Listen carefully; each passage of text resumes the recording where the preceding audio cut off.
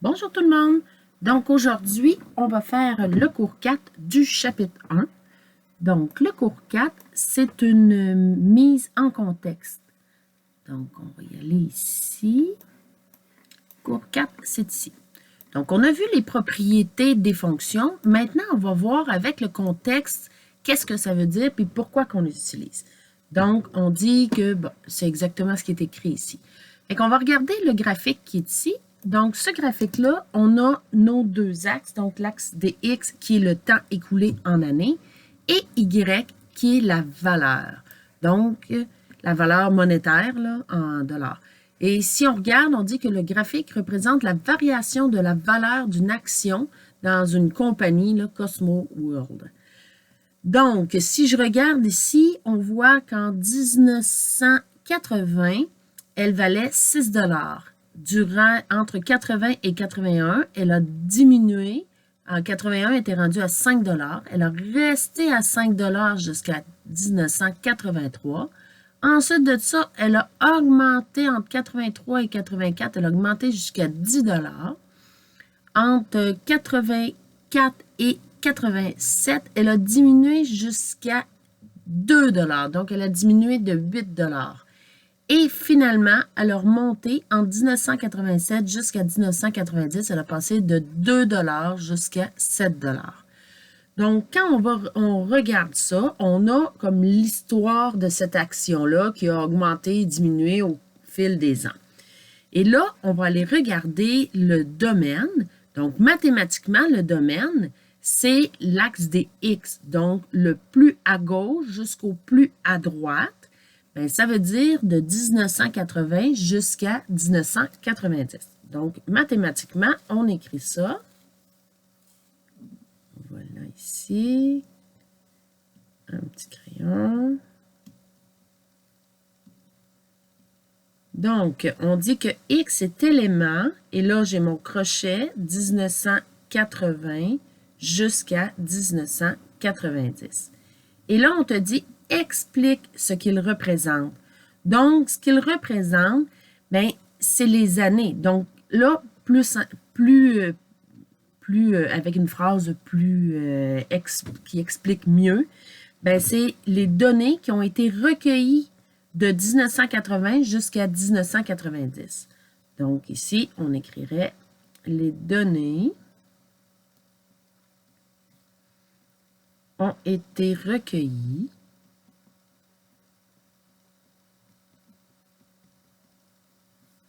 de 1980 à 1990.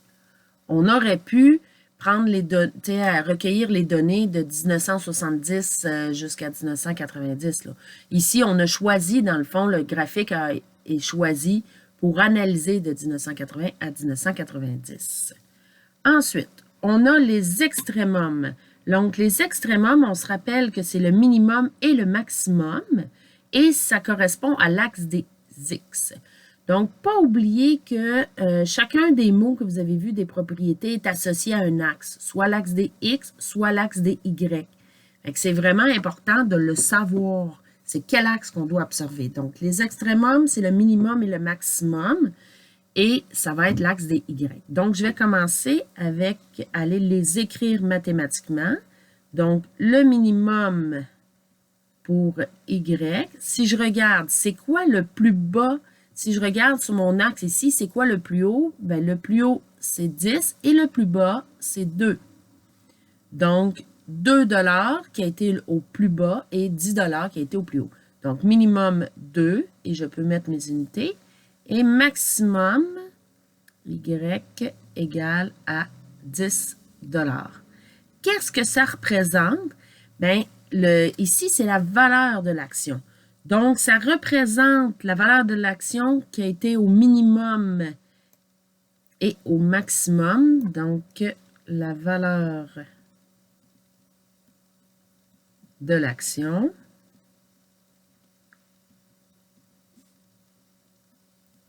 a été au minimum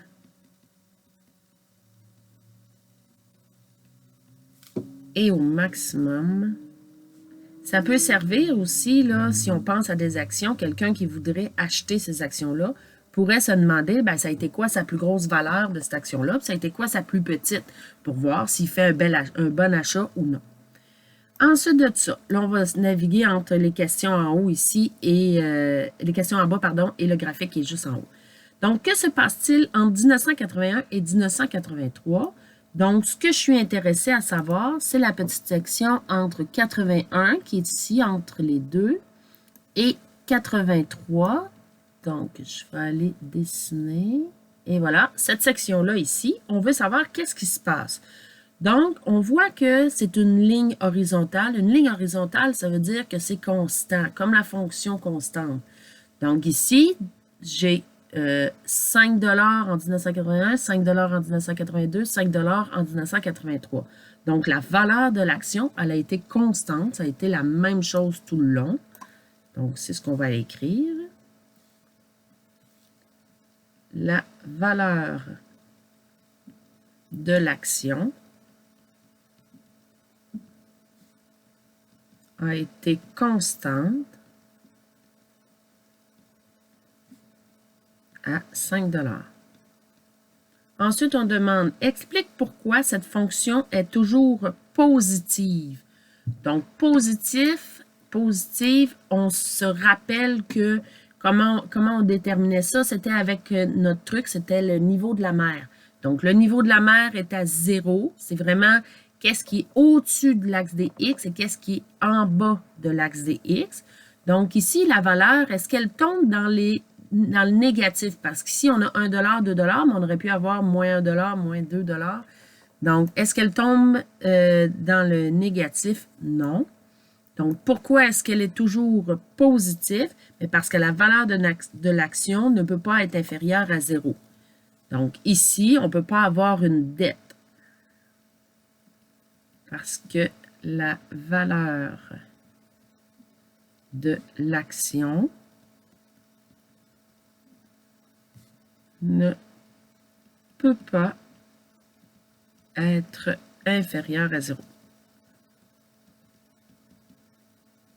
Dans certains cas, on peut dire que ça peut être inférieur. Par exemple, quand j'ai mon compte en banque, bien, mon compte en banque peut aller une partie dans le négatif et une partie dans le positif.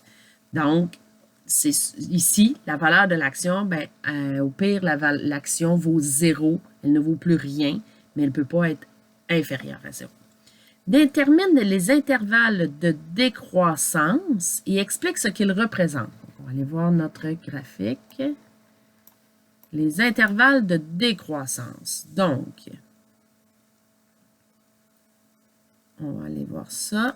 Quand est-ce que ça descend? C'est ça qu'on demande. Ici, ça descend et ici.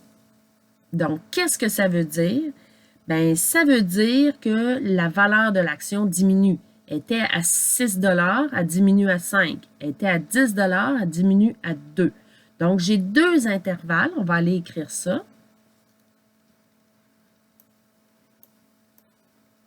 Donc, mathématiquement, on va écrire que X est élément de 1980 à 1981, union de 1984 à 1987.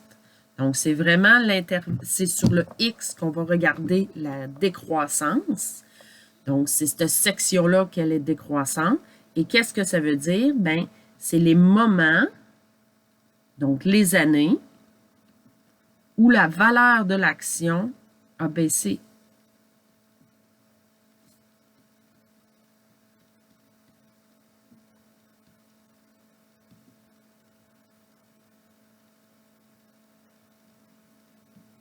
Voilà, donc on peut retourner le voir ici. Donc, si je regarde, c'est entre 1980 et 81, et c'est entre 1984 et 87 que l'action, elle a diminué.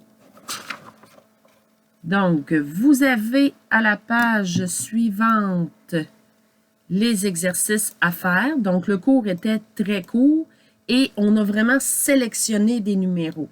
Donc, ça fait comme beaucoup quand on regarde ça tout d'un coup, là, mais c'est pas tant que ça. Parce qu'ici, là, prendre le temps de sélectionner qu'on veut que tu fasses le ABCDE, mais pas les autres. Puis ici, c'est seulement le ABC.